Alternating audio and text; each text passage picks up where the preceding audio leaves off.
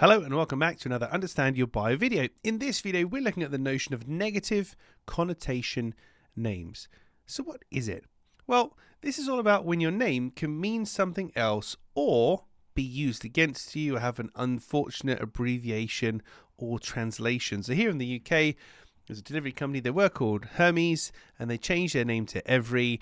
And they don't have a great track record, unfortunately. And lots of people take the term every and say, well, they ruin every delivery. They miss every delivery. And their name is used against them. So how does it work? Well, as humans, our brains connect the dots between the things that we see and the things that we hear, which is usually a good thing.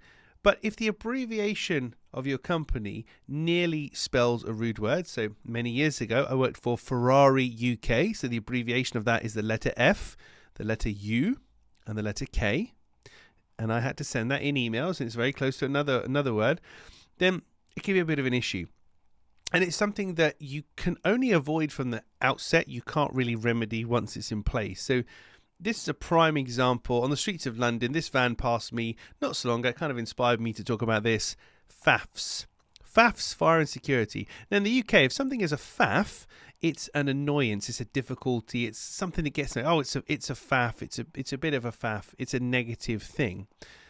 I think this company's called a fire alarm and fire safety, something like that. But their abbreviation of FAFs puts it too close to the word FAF, which is a negative term.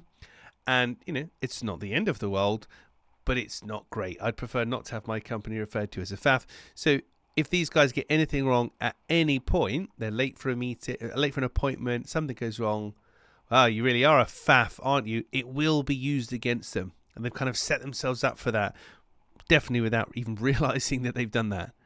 So how can you use this? Well, this is more relevant when naming something from the get-go and preparing to avoid issues, a bit like when you name your children and you check for funny nicknames, etc.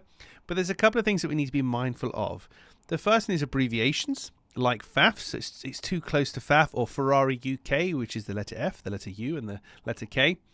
Seemingly okay words that are supposed to imply great things, like every, but then can be used against you. So if something goes wrong, you're ruining every delivery, so to speak, or bad translations. So where the translation of the name of your business, product, or service means something rude or something inappropriate or negative in another language.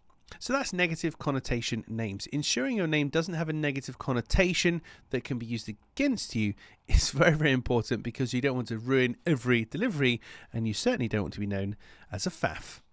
Well, that's it for another Understand Your Buyer video. And if you like this kind of stuff, then you'll definitely like the book, which you can buy at understandyourbuyer.com.